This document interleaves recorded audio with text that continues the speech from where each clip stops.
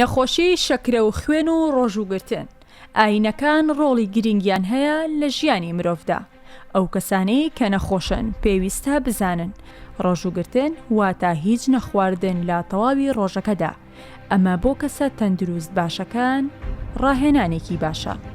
زۆرن ئەو نەخۆشانی هیوا دەخوازن بە ڕۆژوو بن، بەڵام دەرمانی چارەسەر بۆ نەخۆشیەکان بەکاردەهێنن.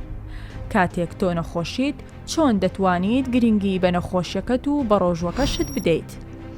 زیاتر لە 90 ملیۆن موسڵمان لە جیهاندا نەخۆشی شەکرەیان هەیە و زیاتر لە 80% باوەڕیان وایە کە دەبێت بە ڕۆژوو بن. لە مانگی پیرۆزی ڕەمەزاندا پێویستە چی بکرێت لەگەڵ نەخۆشی شەکرەی ناکۆنتڕۆڵکراوەکاندا؟ زانایانی موسڵمان پێیان باشە بە ڕۆژوو بن، بەم شێوەیە دایان ناوە. خۆ بە دوورگرتن لە خواردنی ژەمە خێرا و ژەمی قورس، خواردنەکانی پاشێویان بە 2 بۆ 3 ژەمی سووک بکەن. دوای ئیفتار دەرمانی ئەنسۆلین بە ڕێنمایی پزیشک بخۆن. نەخۆشیەکانی دڵ و دەماریش بێبەش نین لە کاریگەری ڕۆژوگرتن لە سەریان، بە تایبەت ئەو نەخۆشانە بە توندی تووشی نەخۆشیەکە بوون یان تازە نەشتەرگەری دڵ یان دەماریان بۆ کراوە، لەگەڵ ئەوانەی تووشی بەرزی فشاری خوێن بوون.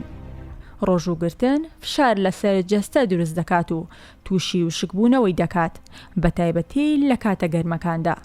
بەڵام ئەبێت ئەوەش بزانین ڕۆژوگرتن کارێکی ڕۆحی و ڕۆژوانەکان هەست بە ئارامی دەروون دەکەن.